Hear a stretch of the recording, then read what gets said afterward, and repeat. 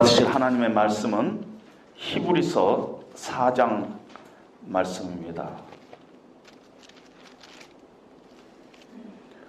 히브리서 4장 1절과 2절 그리고 11절로부터 16절까지 제가 대표로 봉독하겠습니다. 그러므로 우리는 두려워할지니 그의 안식에 들어갈 약속이 남아있을지라도 너희 중에는 혹 이르지 못할 자가 있을까 함이라. 그들과 같이 우리도 복음 전함을 받은 자이나 들은 바 그 말씀이 그들에게 유익하지 못한 것은 듣는 자가 믿음과 결부시키지 아니함이라. 11절입니다. 그러므로 우리가 저 안식에 들어가기를 힘쓸지니 이는 누구든지 저 순종하지 아니하는 본에 빠지지 않게 하려 함이라. 하나님의 말씀은 살아있고 활력이 있어 좌우의 날선 어떤 검보다도 예리하여 혼과 영과 및 관절과 골수를 찔러 쪼개기까지 하며 또 마음의 생각과 뜻을 판단하나니 지으신 것이 하나도 그 앞에 나타나지 않음이 없고 우리의 결산을 받으실 이의 눈앞에 만물이 벌거벗은 것 같이 드러나느니라. 그러므로 우리에게 큰 대제사장이 계시니 승천하시니 곧 하나님의 아들 예수시라. 우리가 믿는 도리를 굳게 잡을지어다. 우리에게 있는 대제사장은 우리의 연약함을 동정하지 못하실 리가 아니요 모든 일에 우리와 똑같이 시험을 받으신 이로되 죄는 없으시니라. 그러므로 우리는 긍휼하심을 받고 때를 따라 돕는 은혜를 얻기 위하여 은혜의 보좌 앞에 담대히 나아갈 것이니라. 아멘. 잠시 기도하겠습니다. 하나님 아버지, 히브리서 기자를 통해서 기록한 이 말씀이 오늘을 신앙으로 살고자 하는 우리에게도 동일하게 하나님께서 주시는 말씀으로 이 시간에 받기를 원합니다. 살아계신 하나님의 말씀이요, 나에게 주신 이 시대에 우리 교회에 주신, 우리 가정에 주신, 우리 민족에 주신 하나님의 말씀으로 우리가 받고 열매 맺는 귀한 이 시간 될 수 있도록 하나님 은혜 내려 주시옵소서. 예수님 이름으로 기도합니다. 아멘.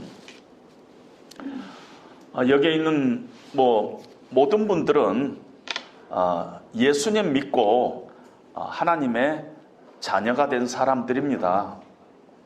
하나님께서 우리를 하나님의 자녀 삼고 하나님의 백성 삼은 이유가 있어요.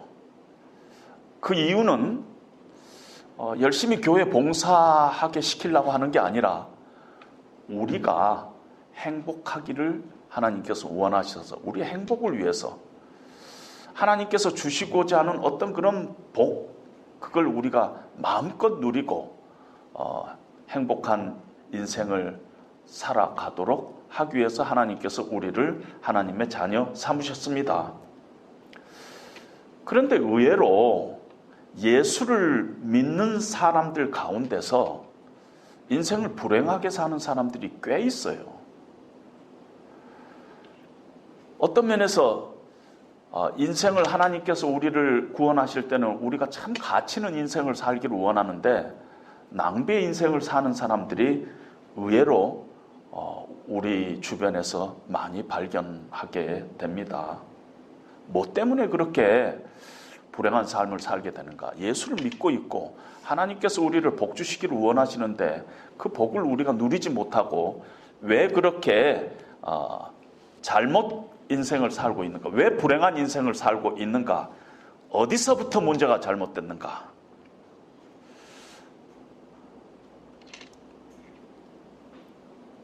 하나님께서 우리에게 주시고자 하는 복을 어떻게 하면 그러면 우리가 제대로 누리면서 후회 없는 크리스찬 라이프를 살아갈 수 있는가 하는 것이 오늘 말씀이 우리에게 도전하고 있습니다. 이스라엘 백성들은 애굽의 종살이에서 하나님께서 그들을 애굽에서 구원했습니다. 그런데 하나님께서 이스라엘 백성을 애굽의 종살이에서 구원할 그때부터 아마 그 전 훨씬 이전부터 어쩌면은 신학적으로 보면 창세 이전부터 하나님께서는 이스라엘 백성들을 데리고 어디로 가기를 원했느냐면은 가나안 땅으로 가기를 원한 거예요. 하나님의 목표는 1차 목표는 가나안 땅에 애굽에서 구원해서 가나안 땅으로 가기를 하나님께서는 원했던 것입니다. 그 가나안 땅은 젖과 꿀이 흐르는 땅, 안식의 땅, 승리가 있고 하나님의 평강이 있고 은혜가 있는 땅입니다. 그런데 이스라엘 백성은 거리로나 시간적으로 40일이면은 거기에서 가나안 땅으로 갈 수 있는데 그 거리를, 그 시간을 40년에 걸려가지고 겨우 가나안 땅에 들어간 것입니다. 어떻게 보면은 40년 동안 낭비의 세월을 보냈다 해도 과언이 아닙니다. 뿐만 아니라 그렇게 하나님께서 예비하신 그 가나안 땅에 갈렙과 여호수아 외에는 아무도 들어가지를 못했습니다. 어떤 면에서 하나님의 백성인데 불행한 결과가 나타난 것입니다. 하나님의 백성인데 하나님께서 주시고자 하는 그 축복의 땅, 안식의 땅에 들어가지 못하고 하나님의 계획하시고 하나님께서 주시고자 하는 것을 누리지 못하고 그 승리를 맛보지 못하고 거기서 실패한 삶을 살았던 그 이유가 뭔가? 오늘 히브리서 기자는 이스라엘 백성들의 그 실패의 경험들을 우리에게 이렇게 보여주면서 오늘 우리에게도 동일한 위험이 있다. 우리에게도 이런 일이 일어날 수 있다 하는 것을 히브리서 3장에서부터 4장까지 수차례 경고하면서 우리에게 그 이유를 밝히고 있습니다. 왜 이스라엘 백성들이 가나안 땅, 안식의 땅에 못 들어갔느냐 하면은 하나님의 말씀을 듣고 부적절하게 반응했다는 것이에요. 부적절하게. 그럼 부적절하게 반응했다는 게 무슨 뜻이냐면은 믿음으로 반응하지 않았다는 것이에요. 3장 19절에 보면 이로 보건대 그들이 믿지 아니함으로 능히 들어가지 못한 것이니라. 믿음으로 반응하지 못했다는 것이에요.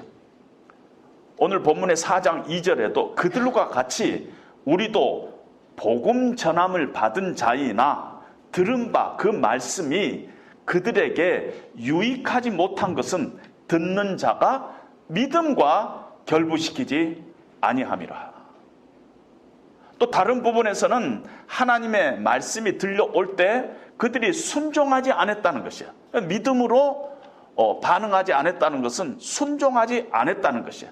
그들의 마음이 굳어져 가지고 예전 성경에는 마음이 강팍해져 가지고 순종하지 않고 믿음으로 반응하지 않았다는 것입니다. 그리고 이 얘기가 이스라엘 백성들의 이야기이지만은 우리의 이야기가 될 수 있다는 것이에요. 우리도 그렇게 될 위험이 있다는 것을 오늘 히브리서 기자는 아주 여러 군데서 염려하면서 말씀하고 있습니다. 만약에 우리도 하나님의 말씀이 우리 심령 가운데 떨어질 때 믿음으로 반응하지 않고 불순종하면은 마음을 강팍하게 해가지고 그 하나님의 말씀을 받아들이지 않고 튕겨버리면은 우리도 그런 불행이 우리 안에 찾아오지 않는다는 보장이 어디가 있느냐는 것이에요. 우리에게도 그런 위험이 있다는 것이에요. 그래서 너희는 그러지 말라는 것입니다. 그래서 3장 15절도 오늘 너희가 그의 음성을 듣거든 너희 마음을 완고하게 하지 말라. 완고하게 해가지고 결국은 불순종이 됐으니까 너희 마음을 오늘 너희가 그 말씀을 듣거든 완고하게 하지 말라. 4장 11절에도 그러므로 우리가 저 안식에 들어가기를 힘쓸지니 우리에게 남아있는 안식이 있다는 것이에요. 우리가 예수를 믿고 지금 하나님의 백성으로 하나님 앞에 예배를 드리지만은 우리에게 남아있는 안식이 있다는 것이에요. 안식을 우리에게 약속한 그 땅에 들어갈 일이 우리에게 남아있다는 것입니다. 오늘 우리가 누리고 하나님의 축복 가운데 있어야 할 그 일이 우리 가운데 있다는 것이에요. 구약 백성들에게는 가나안 땅으로 얘기를 하고 있지만 그 가나안은 어떤 면에서 그림자고 우리에게 영원한 안식이 있는데 그 안식이 오늘부터 시작하는 안식이라는 것이에요. 오늘 이 땅에서 현재적으로 우리가 누려야 할 안식이 있다는 것이에요.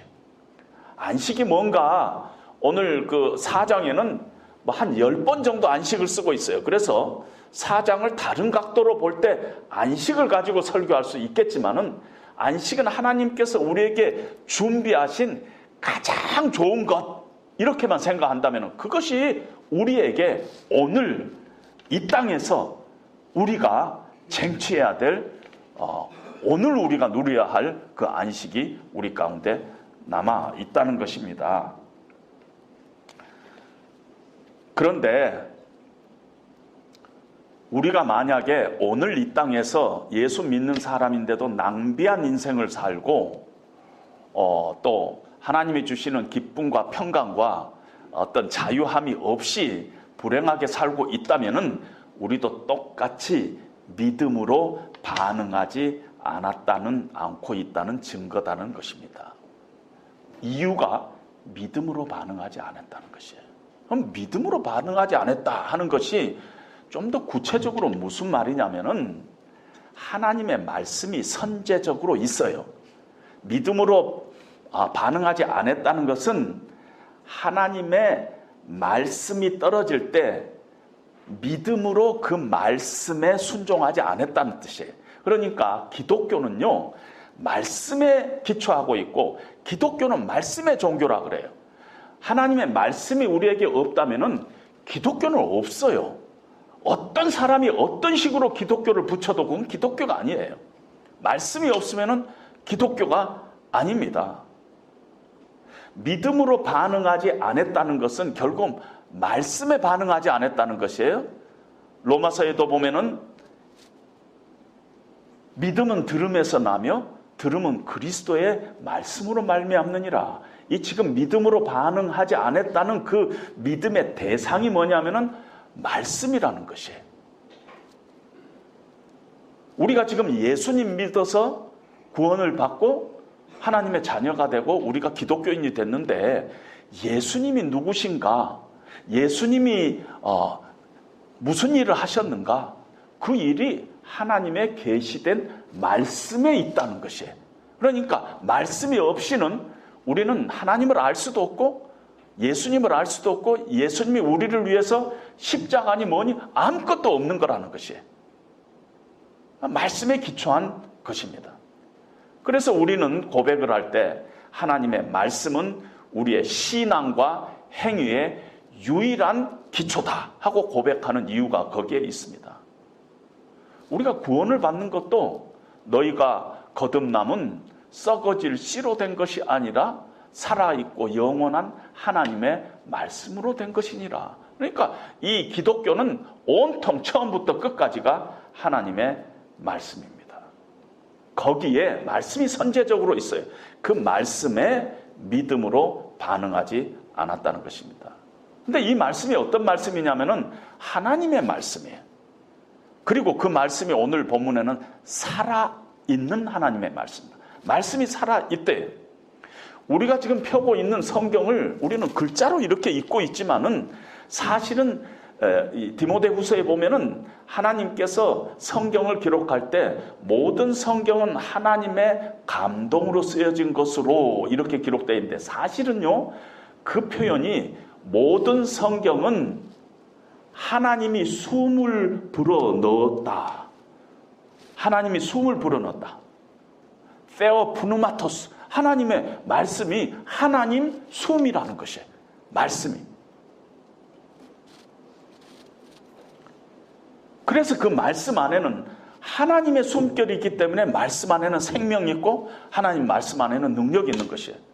아마 예수를 이렇게 좀 진지하게 믿으신 분들은 이 말씀이 무슨 말인가 알아요. 하나님의 말씀이 살아서 움직이는 말씀이다 하는 것을 알아요. 왜냐하면 그걸 다 체험을 했을 거예요. 이 말씀이 나에게 파고 들어와 가지고 나를 어느 때는 부시기도 하고 어느 때는 세우기도 하고 움직이는 하나님의 말씀을 아마 다 체험했을 거예요. 하나님 말씀은 살아있는 하나님의 말씀이라는 것입니다. 요한복음에도 보면 진실로 진실로 너희에게 이르노니 죽은 자들이 하나님의 음성을 들을 때가 오나니 곧 이때라. 듣는 자들은 살아나리라. 하나님의 말씀이 들릴 때 죽은 자가 살아나는, 살리는 하나님의 말씀이라는 것입니다. 요한복음 6장 63절에도 살리는 것은 영이니 육은 무익하니라. 내가 너희에게 이르는 말이 영이요 생명이니라. 영이 살리는데 하나님의 말이 영이라는 것이. 그래서 하나님의 말씀이 우리를 살린다는 것입니다. 그런 체험이 있을 거예요.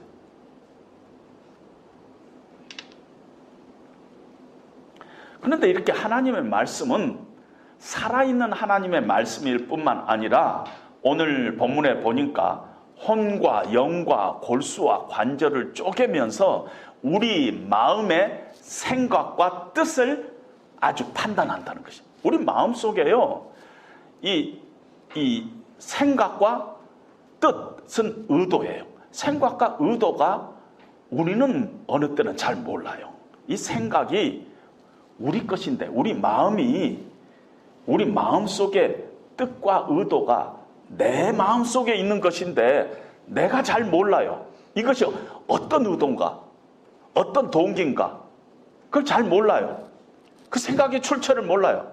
하나님으로부터 온 것인가 아니면 내 욕심으로부터 온가 혼동이 될 때가 많다는 것입니다. 이게 내 생각인가? 정말 하나님의 생각인가? 정말 내 뜻인가? 하나님의 나라를 위해서 내가 하는 그런 하나님의 뜻인가? 모른다는 것이에요. 그런데 하나님의 말씀이 우리의 마음을 꿰뚫고 들어와서 우리 마음을 싹 스캔을 하면은 이것이 내 감정인가? 아니면 성령께서 나에게 주시는 감정인가? 이건 내가 그냥 노래 부르는 건가? 이건 내가 하나님께 찬양을 올리는 건가? 구분이 막 된다는 것입니다. 내가 지금 열심히 교회에서 섬기고 있는데 나는 이게 하나님의 영광을 위한 건 줄 알았는데 하나님의 말씀이 내 심령을 싹 비출 때는 비춰보니까 가만히 보니까 내 영광을 위해서 하고 있더라는 것입니다. 여러분, 선교지의 선교사님들 처음에는요 하나님의 나라와 그 의를 위해서 뛰어들어가지고 나중에 보면은 정말 자기 의를 위해서 뛰는 사람도 한두 명이 아니에요. 그런 사람들 제가 한두 명 만나본 게 아닙니다.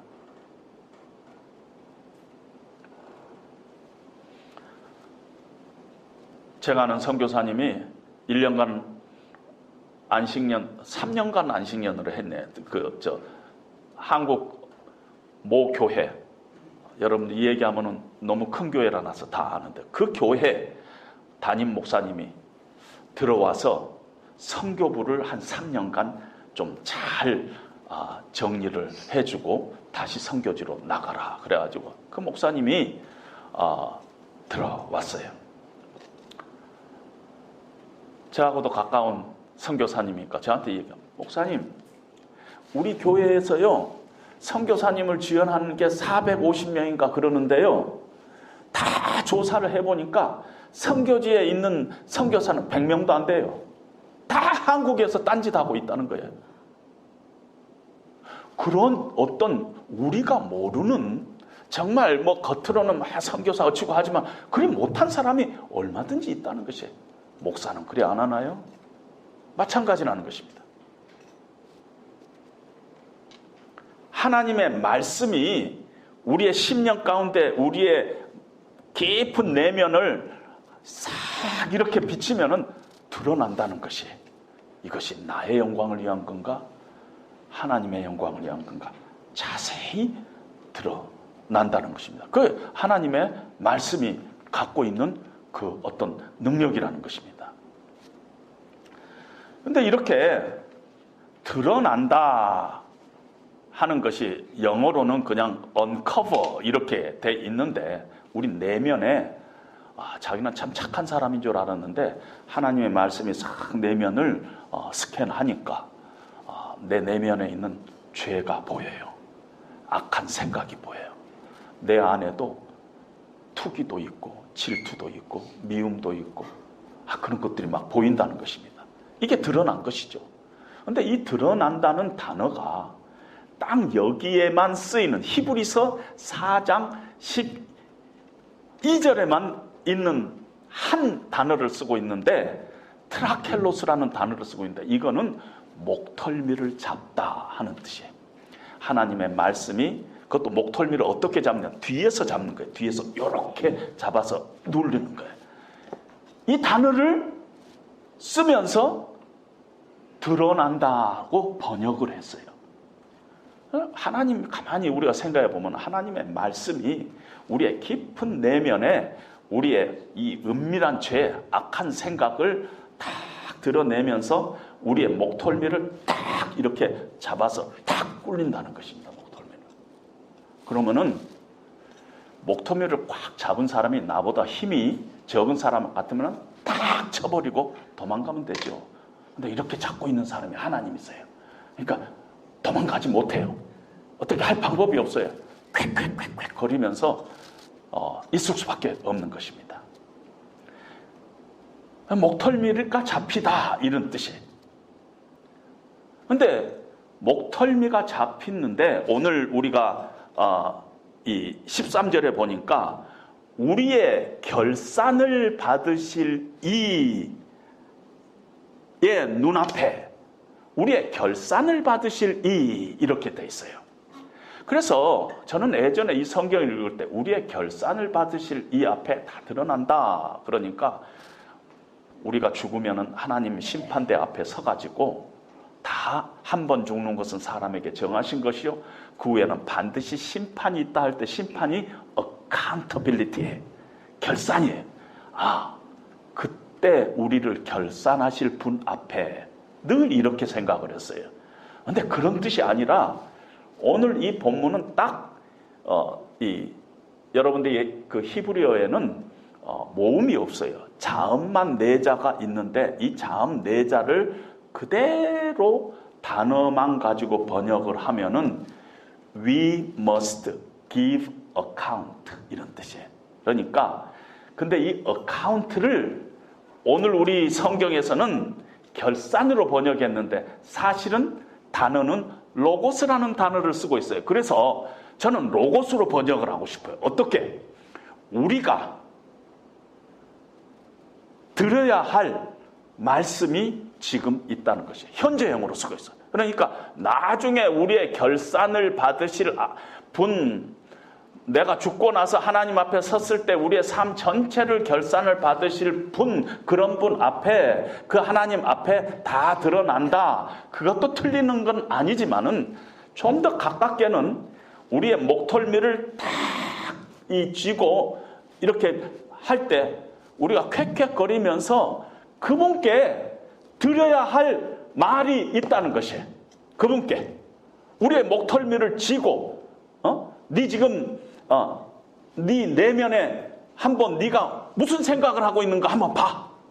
하나님 말씀에 비춰봐니까. 그럴 때 우리가 그분께, 우리 목털미를 쥐고 있는 그분께 드려야 할 말이 있다는 것입니다. 드려야 할 말. 뭐예요? 드려야 할 말?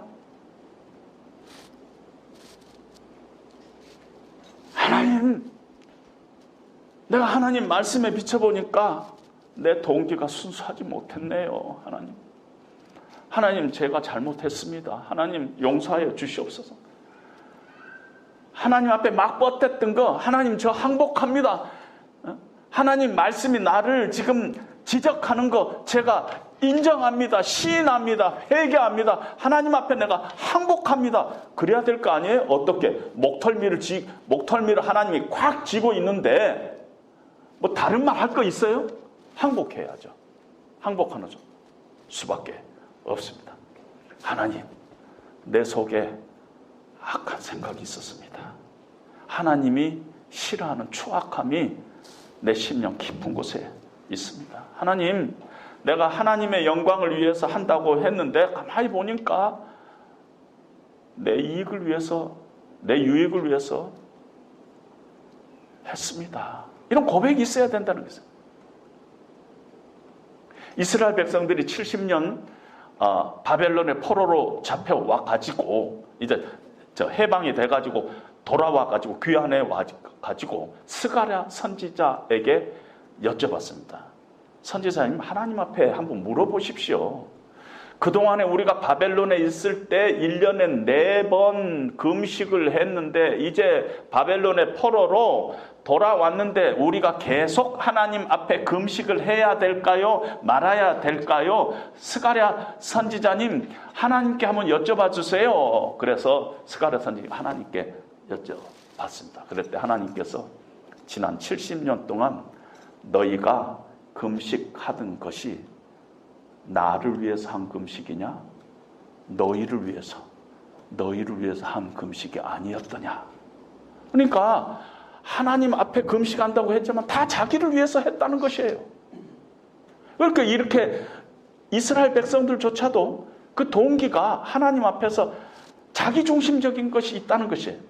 이렇게 하나님이 목털미를 쥐고 우리에게 우리의 죄악된 모습을 드러냈을 때 우리는 하나님 앞에 드려야 될 말이 있다는 것이야. 하나님, 잘못했습니다. 하나님, 이건 다 내 유익을 위해서 한 겁니다. 내 안에 악한 생각이 있습니다. 하나님이 지적한 걸 시인하고 하나님 앞에 회개하는 것이 있어야 된다는 것입니다. 우리에게 2가지 문제점이 있어요. 우리 신앙생활 하면서. 첫째는요,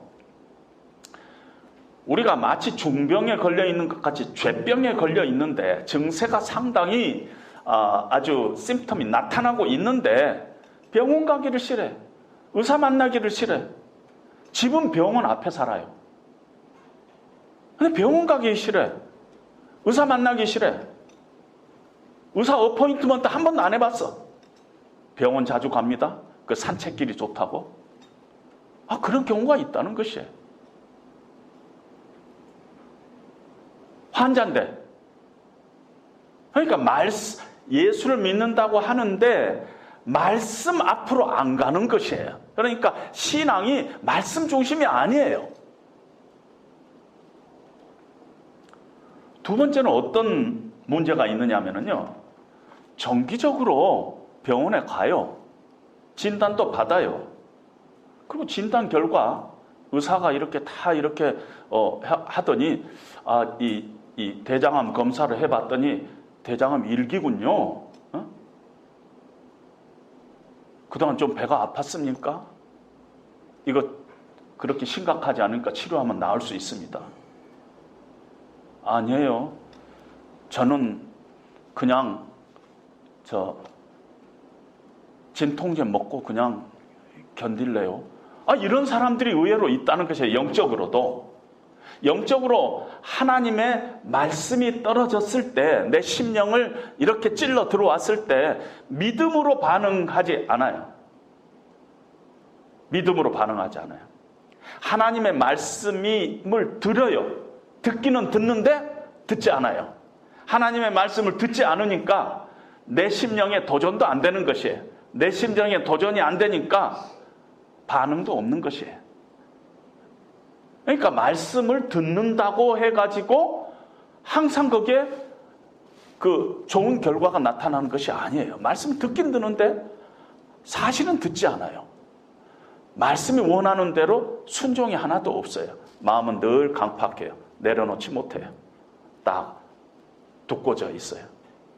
꼭 그렇게 신앙생활 해야 되나? 이게 있다는 것이에요. 믿음으로 반응하지 않아요. 말씀은 수없이 듣는데 하나님의 전에 뜰만 밟을 수가 있다는 것이에요. 왜? 마음을 완고하게 하니까 순종이 안 일어나는 것이에요. 그렇게 부적절하게 반응한 것입니다. 그러니까 하나님의 말씀이 하나도 나에게 유익이 없는 것이야. 듣기는 듣는데 여기서 떨어져 버려. 듣기는 듣는데 떨어져 버려.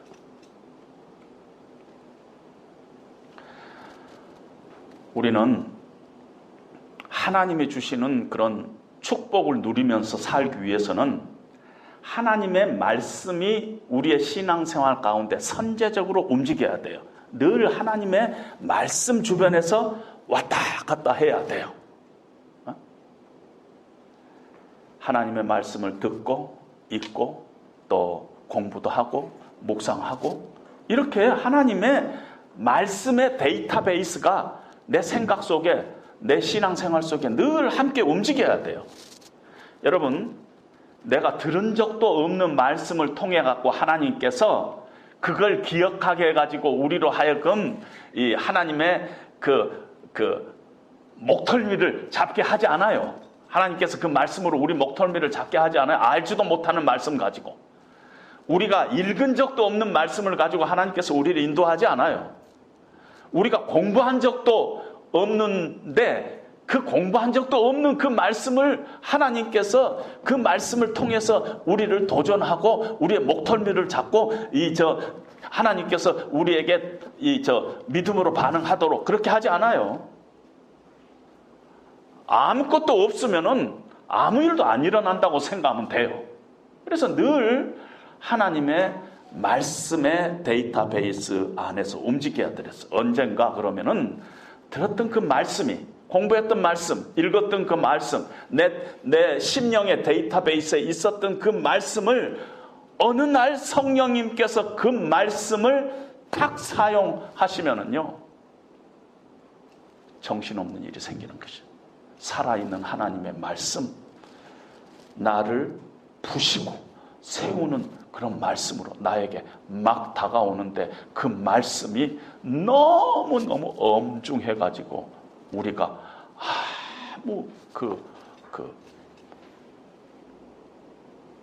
일을 할 수 없을 만큼 그 말씀이 나를 압권해 오는 그런 때가 있다는 것이에요. 그게 매일 일어나지 않아요. 매주 일어나지도 않아요. 말씀의 데이터베이스 속에 있을 때 어느 날 우리의 심령이 하나님 앞에서 참 마음이 연약해지고 참 갈급해져 있을 때 하나님께서 그때 그 말씀을 탁 통해 가지고 우리의 심령을 탁 파고 들어올 때가 있다는 것입니다. 그래서 늘 말씀이 내 신앙 가운데 중심에 있어야 돼요. 그리고 그 말씀이 우리 안에 이렇게 탁 들어올 때 우리 은밀한 죄를 이렇게 지적하고 악한 생각을 지적하고 할 때 늘 인정해야 돼요. 고백해야 돼요. 항복해야 돼요. 마치 세리처럼 하나님 앞에 그 상한 마음을 가지고 하나님 앞에 인정하는 게 필요해요. 말씀을 듣기만 듣고 그거 아니라는 것입니다. 전 미국에서 이렇게 섬기던 교회에서 예배 딱 끝나고 나오면은 어떤 분들은 이렇게 하고 목사님하고 악수를 하면서 목사님 이발할 때가 됐는데요. 그건 이제 그 미장원 권사님이에요. 목사님 이발할 때가 됐는데요. 어떤 분은 악수하면서 목사님 바지단이 좀 기네요. 그건 이제 세탁소에 있습니다. 또 나오면서 목사님 잠깐 볼 일이 말씀드릴 게 있는데 뭐냐고. 혹시 우리 가게에서 일할 사람 한 사람 추천할 사람 없어요? 뭐 이제 이런 거. 그 지금 오늘 설교 다 듣고도 지금 말씀을 듣긴 들었는데 듣지 않은 것이에요. 다 듣지 않은 것이에요. 만약에 말씀을 제대로 들었으면은 예수님 앞으로 가야 돼요. 이 말씀이 나의 심령을 막 지금 찢고 있는데 어디 딴 데로 가고 딴 생각할 수가 없는데 듣고도 안 듣는 것이라는 것입니다. 그래서 우리는 정말 나라와 민족과 세계를 위해서 기도하기 전에 우리 자신을 위해서 먼저 기도해야 돼요. 거기서 실패하면은 아무것도 일어나지 않는다는 것입니다. 나는 불행하고 뭐 세계 선교 잘 되고 그러라는 것입니까? 아니라는 것입니다. 상한 마음이 이렇게 딱 생기면은 어디로 가느냐면은 예수님 앞으로 가야 돼요. 하나님의 말씀이 내 영혼의 목을 졸라 오는데 예수님 앞으로 달려가야 돼요. 예수님 앞으로 달려가지 않으면은 내 말씀이 나를 찔러도 아무 소용이 없어요. 치료받을 수가 없어요. 왜냐하면은 예수님만이 이 말씀이 우리를 지적한 이 문제에서부터 우리를 해결하실 분이에요. 우리에게 있는 대제사장은 우리의 연약함을 동정치 못할 분이 아니세요. 그러니까 예수님은 대제사장인데 어떤 분이시냐면은 우리가 얼마나 유혹에 약한지, 우리가 얼마나 세상의 명예에 흔들린지, 얼마나 우리가 사람들 말에 신경을 쓰고 살고 있는지 우리의 체질을 다 아시는 분이에요. 다 아세요. 예수님도 왜 육신을 갖고 이 땅에 태어나요? 우리가 이 땅에서 경험할 수 있는 모든 것들을 다 예수님 경험하신 분이에요. 아세요. 우리의 부끄러운 모습들 같이 아파하고 아시는 분이에요. 근데 그냥 같이 아파만 하는 분이 아니라 그 아픔에서부터 우리를 도울 수 있는 분이에요. 그가 시험을 받아 고난을 당했은즉 시험 받는 자들을 능히 도울 수 있느니라. 그러므로 우리는 때를 따라 돕는 은혜를 입기 위하여 은혜의 보좌 앞으로 담대히 나갈지니라. 예수님 앞으로 나가야 된다는 것이에요. 예수님까지 안 나가고 말씀 오늘 은혜가 되네 그거 끝 하면 안 된다는 것이에요. 반드시 예수님 앞으로 나가야 된다는 것이에요. 은혜 보좌 앞 그럴 때 은혜 보좌라는 것은 일반적인 단어 같지만은 사실은 어떤 것을 번역한 거냐면은 mercy seat, 시은좌, 속죄소라는 특별한 장소를 번역한 거예요. 은혜 보좌. 그럼 뭐냐면은 이 하나님이 계시는 하나님의 법궤가 안창되어 있는 그 지성소 안에 법궤에 뚜껑이 있어요. 다른 건 다 금으로 도금을 했는데 법궤 뚜껑만 송금으로 만들었어요. 그리고 법궤 뚜껑의 양 옆에 천사가 이렇게 날개를 치고 있는데 하나님께서 이상하게 그게 뭐 한 이 정도 뭐 크기밖에 안 되는데 여기에 날개가 이렇게 천사가 있는데 하나님께서 법궤 뚜껑 위에서 내가 너희를 만나리라. 이렇게 했어요. 여기서 뭐 만나면 두 사람도 만날 수 없을 텐데. 그게 아니에요. 어떤 일이 벌어지고 있느냐 하면은 그 지성소 안에는 1년에 한 차례 대제사장만이 들어갈 수 있어요. 그런데 대제사장이 들어가서는 무슨 일을 하느냐 하면요. 지성소 밖에서 염소를 죽이고 또 송아지를 죽여갖고 피를 가득 양푼에 받아가지고 법궤 안으로 들어가가지고 속죄소 윗뚜껑 위에다가 확 갖다 부어요. 그래서 우리는 금으로 도금되어 있기 때문에 속죄소라는 거가 대단히 아름다울 것 같지만 우리가 상상해 보면 얼마나 무시무시한 장소는 몰라요. 그냥 피로 범벅이 돼 있어요. 속죄소 앞과 속죄소 위에 피를 부을지니라. 피로 범벅이 돼 있어요. 그리고 거기서 내가 너희를 만나리라.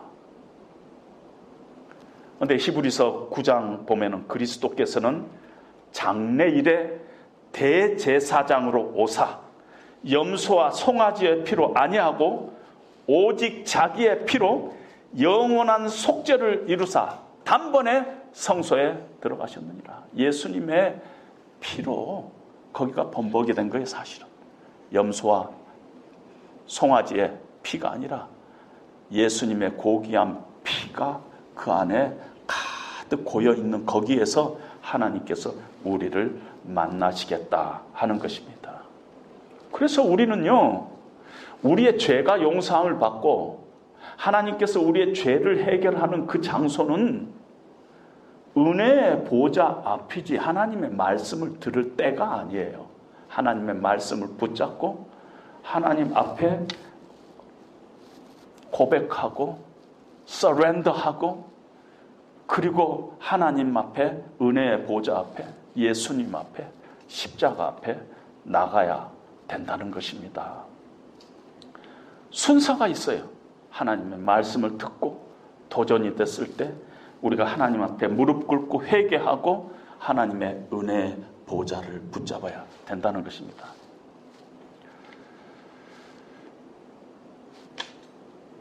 하나님의 그 은혜의 보좌 앞으로 우리가 나가서 우리의 죄악된 것을 고백하면서 하나님의 은혜를 이렇게 기대할 때 그런 과정을 통해서 하나님께서 우리를 순종할 수 있는 사람으로 만들어주세요. 이상하게. 사람으로는 할 수 없는데 하나님은 하세요.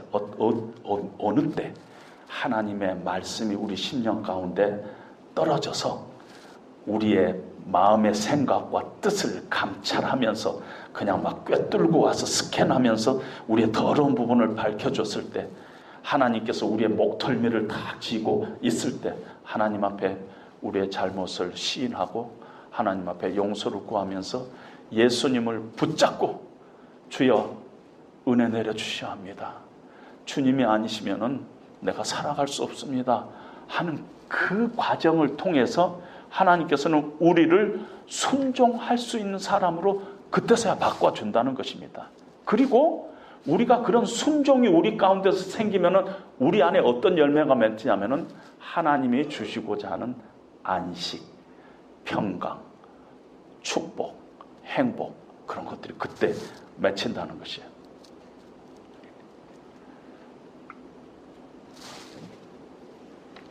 말씀을 들으면은 믿음으로 화답하지 않고서는 아무 일도 안 일어납니다. 말씀을 듣고 도전을 받았어요. 그래도 예수님 앞으로 나가지 않으면은 아무 일이 안 일어나요. 그런 일 많이 봤죠. 목사님 오늘 말씀 도전이 많이 됐습니다. 끝. 아무 변화 없어요. 도전받으면 뭐가 생길 것 같죠? 아니에요. 우리가 우리의 연약함 가지고 십자가 앞에 은혜의 보좌 앞에 예수님 앞에 우리가 나가야 된다는 것입니다. 결론적으로 말씀드립니다. 하나님의 말씀은 자주자주 우리를 파괴하는 듯 해요. 파괴하는 듯. 그게 싫어요. 어느 때는 하나님의 말씀이 막 지적하니까 싫어요. 그런데 왜 하나님의 말씀이 우리를 드러내고 깨뜨리냐면은 다시 새롭게 세우기 위해서예요. 새롭게 세우기 위해서. 우리 안에 죄악된 것, 하나님이 싫어한 것들을 다 없애고 그 자리에 하나님께서 새로운 하나님의 역사를 일으키기, 세우기 위해서 우리를 자주자주 깨뜨리는 것입니다. 기독교 신앙은요, 자기를 지키는 것가 아니라 무너지는 것이에요. 우리는 자꾸 세상의 유혹에서부터 우리를 지켜야 합니다. 반은 맞아요. 그러나 근본적으로는 기독교는 하나님 앞에 우리 자신이 무너지는 것이에요. 덮은 것이 아니라 벗는 것이에요. 프로텍트 하는 것이 아니라 서렌더 하는 것이 하나님 앞에. 하나님 앞에. 무너지고 여러분들이 항복하셔야 됩니다. 하나님 말씀 앞에 먼저 무너지고 항복하셔야 돼요. 내 삶을 부술 수 없다면은 복음은 복음이 아니에요. 마음이 강팍하다는 것은 우리가 무너지지 않는다는 뜻이에요. 늘 자기 자존심이 있어 무너지지 않은 것이에요. 하나님 말씀 앞에 무너질 때 하나님께서 우리의 마음을 소프트하게 만든다고 하잖아요.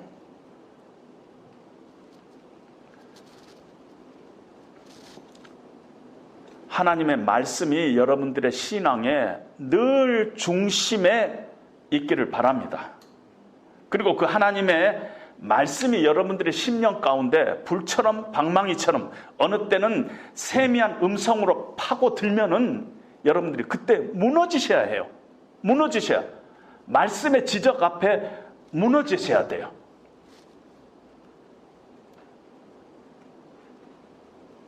그리고 나서 하나님의 은혜의 보좌 앞으로 가가지고 무릎 꿇고 나의 죄를 고백하면서 그때 또 한번 무너지셔야 돼요. 무너져야 돼요. 그러면은요, 우리의 그 무너짐 가운데서 하나님, 성령님께서 우리를 자꾸 그때마다 우리를 세우시는 것이에요. 그럼 신앙생활에 이 패러다임을 놓치고 신앙생활을 하면은요, 40일 걸릴 걸 40년의 신앙생활에 웨이스트가 생기는 것이에요.